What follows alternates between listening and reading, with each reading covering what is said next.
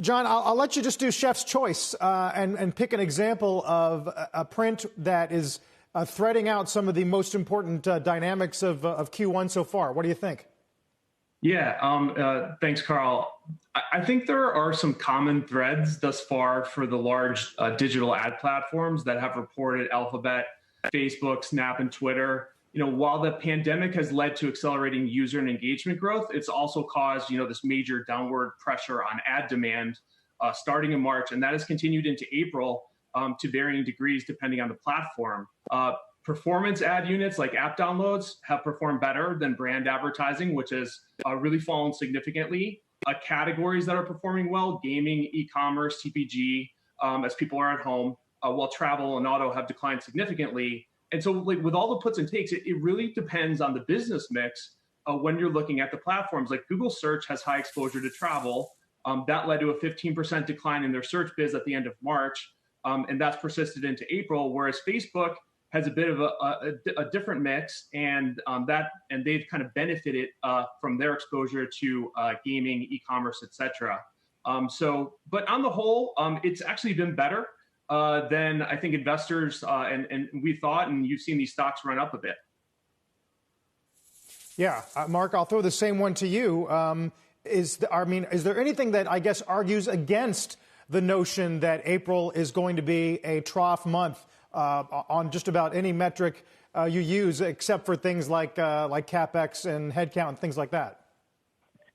Yeah, I think to kind of echo, John's point was, there's a very clear difference in the stories between traditional, call it brand advertising, and the more direct response that's driving a digital event or a digital activity.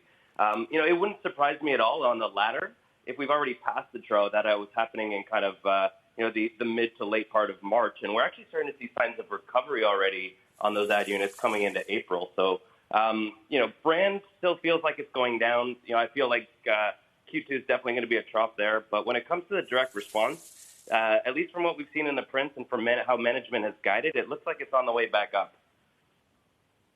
Interesting.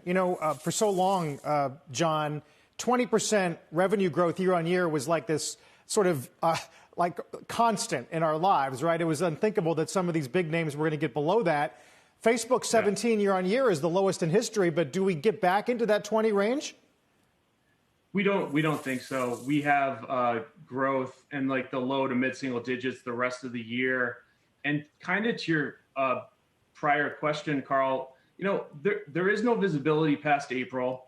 The managements, Google, Facebook, they all reiterated in caution that advertising is highly correlated with GDP growth. We saw the 4 million more unemployment claims reported this morning, takes it to 30 million since mid-March. That's why we're kind of forecasting either declines. We have Google, which is historic, ad decline for the year now, and kind of limited growth for Facebook. Mark, given the fact that we've got Amazon after the bell, they've been growing their advertising business. And then, of course, there's the cloud business, there's the e-commerce business. There's so many different segments and factors to assess when we get those numbers. What are you expecting, and how have the results we've gotten from some of these other companies so far basically served as potential read-through to this afternoon? Yeah, absolutely. I think we're looking at across all three businesses and trying to figure out where things land. On core retail, e-commerce, we've seen e-commerce be a net beneficiary so far in the space as we're all spending more time at home.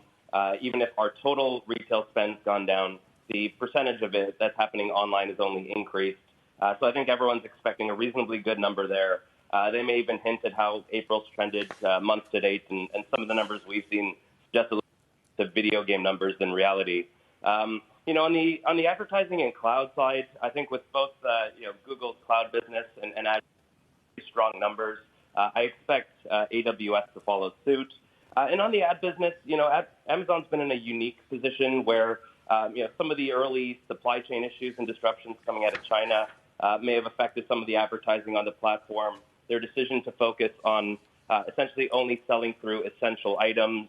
So you kind of cut off a portion of potential advertisers, and those selling likely didn't need a lot of ad dollars against it. So, they may be a touch light on the ad side, but at least the strength that we've seen on the direct response business, which is exactly what Amazon's ad business is all about, you should see some pretty strong numbers across the board. John, I'll put the same question to you, especially since we got results from eBay already for the week. And then when we look ahead to next week, we get some more of these e-commerce names, smaller in size for sure, but also a key part of the picture, given everything we're seeing right now. Yeah, people obviously are at home. There's been the shift we've seen in some proprietary data, a big shift, obviously, to e-commerce. And for Amazon, we've been saying it's kind of like, it's such an unfortunate situation, but it's holiday-like demand, right? They added 175,000 people to their fulfillment infrastructure. As a compare, in last holiday season, they added 200,000 people in North America. So you're seeing a flush of demand. So we're expecting very strong results for Amazon and very strong top-line guide. And also, to echo the other points, obviously the cloud business should do fairly well, given what Google and Azure have come out with. And then, advertising's insulated. Most of their ad business is product search. So, it should be good. And the stock's been a great stock thus far this year. And I think investors are not as concerned about the margin, like maybe we've talked about in the past, just given the incredible demand environment.